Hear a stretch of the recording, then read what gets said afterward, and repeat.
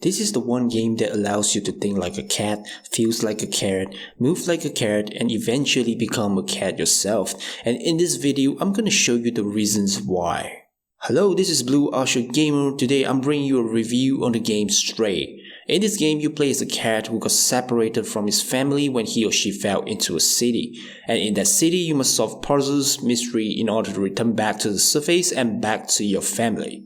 Along your journeys, you will find allies like the sci-fi robots in the slump and the small little robot known as Beach Elf, especially Beach Elf where it will be your closest companion throughout your whole journey.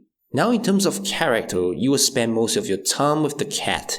Whether the cat is a male or a female, that depends on your imagination, because the game did not specify which gender it is, but for the sake of this video, we are just gonna be referring the cat to as a he or she or just the cat itself. The cat is an orange, furry, cute cat, and you're not able to customize or change the color or appearance of the cat.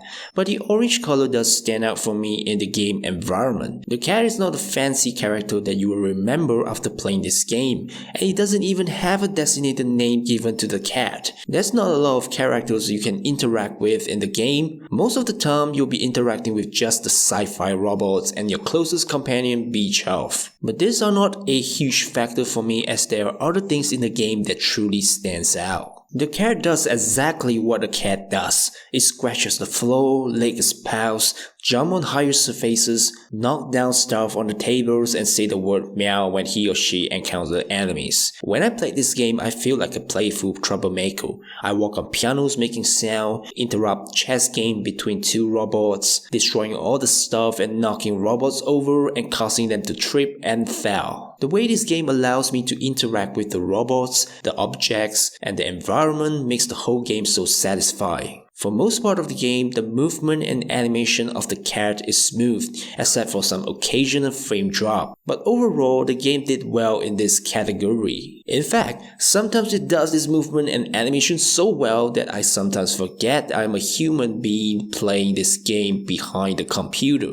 All this interaction that the cat has with its surrounding and environment just add to the game's realistic approach on what the cat does in its character animation. It is this realistic factor that makes me so emotionally attached to what the cat thinks, feels, or does in the game. In other words, in this game, I became the cat itself. And because this is a cat, it's not going to speak any language or have any dialogues with any other characters in the game. So this means that the movement and animation plays a huge part on how the cat conveys certain information and emotions in the game. And it is one thing that the game developer does so well, which makes this game so enjoyable based on this factor alone. While the game is not an open world game, it does display an insane level of details in the game. So much effort is put into the overall game texture, the environment, design, the striking atmosphere in the game which gives that wow factor that we all gamers desire.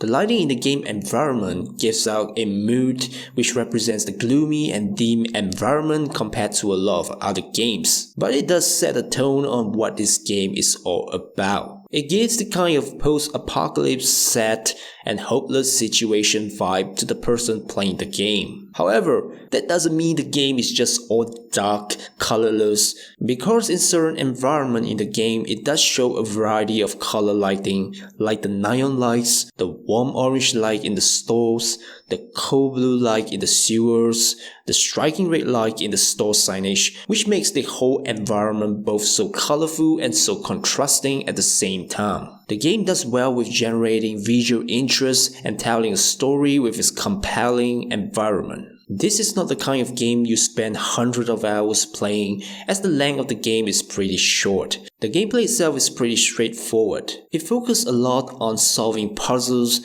interacting with certain objects, picking up stuff, putting them into places. Nothing too fancy. Most of the puzzles are logical. It's not a challenging game, and it is designed to be both simple and yet effective. This is the kind of games that I see myself waking up on a beautiful Sunday morning, brew a fresh cup of coffee and just started playing, because the whole gameplay is just so relaxing and enjoyable. In summary, this is a short but yet satisfying game. This is not a challenging game, so if you're looking for the type of game to challenge yourself, this is not the game for you. But if you are looking to play a simple game with puzzle-solving elements and a simple storyline on a beautiful and relaxing day, then this is the game for you. Overall, I like how this game allows me to interact constantly with the character and the environment. The graphics, texture, level of details, and the amount of effort that the game developer put into this game is just insane and amazing. Therefore, I would definitely recommend a buy for this game. Alright guys, let me know down in the comments below what are your thoughts on this game. If you like this video, do consider smashing the like button and the subscribe button because it really helps content creators like myself on YouTube.